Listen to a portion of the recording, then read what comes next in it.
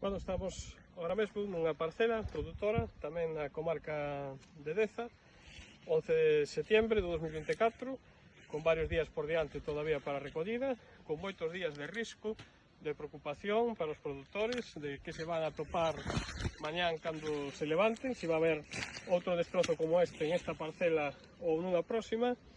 En un corto período de tempo, que fixemos un traxecto de non máis de 40 minutos en coche, estuvimos en 3 concellos de Deza, donde nos 3, en este caso Lalín, Agolada e Vila de Cruces, nos estamos atopando este mismo destrozo repetido N veces en numerosísimas parcelas que están ahora mismo en producción de millo esperando a ser recollidas.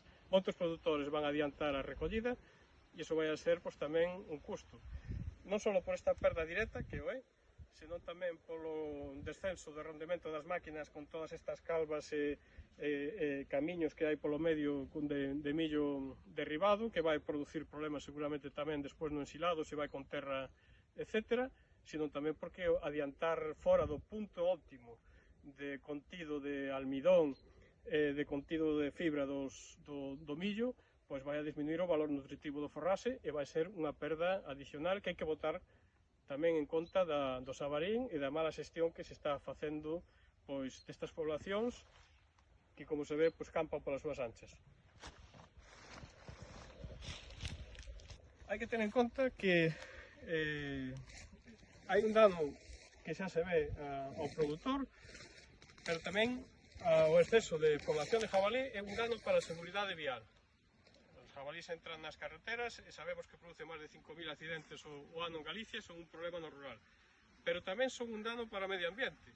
Estamos moi cerca de zonas de rede natura, onde a proliferación dos jabalís son un problema para a reproducción de outros moitos animales que crían no suelo, tanto reptiles como anfibios, como coellos, como aves que nidifican no chan, porque se alimenta de todos eles. Crea un problema ecolóxico tamén.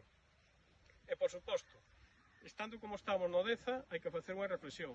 Ou se controlan as poblacións do jabalí mediante caza, ou ao final van a ser as enfermedades dos animales as que o van controlar. E estamos nunha comarca onde non só hai millo, onde non só hai gandería de leite, sino que hai moitas granxas de porcino. E aí temos un problema emerxente, moi preocupante, que poden ser as enfermedades que pasen dos jabalís a cabana porcina. E entraríamos entonces no problema das solucións. Que solucións ten isto? Obviamente, solución máxica ninguna. Pero en curto plazo, para salvar esta campaña, debía de haber un esforzo e un zafarrancho dos decores e sociedades de caza sobre o terreno durante estes días en que aumenta o risco de incursión dos animales nas parcelas, que de verdad non estamos vendo. E destos danos alguén se vai ter que facer cargo. Eso que non quepa duda. E no medio plazo cabe outra reflexión.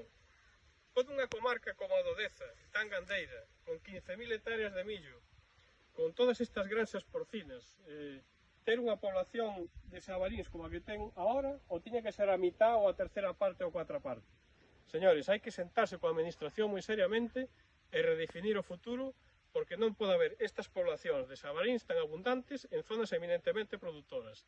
Non estamos no Serengueti, non estamos nunha zona despoblada, unha zona de montaña, estamos nunha zona eminentemente produtora de forraxe e con moitas granxas de porcino. E ese é un risco potencial que hai que xestionar e hai que ir por diante do problema. Se hai que reducir a población á mitade, sentémonos con técnicos e digamos cantos xabalíns pode haber no Deza, baixemos a población e a partir de aí que haxa unha caza sostenible.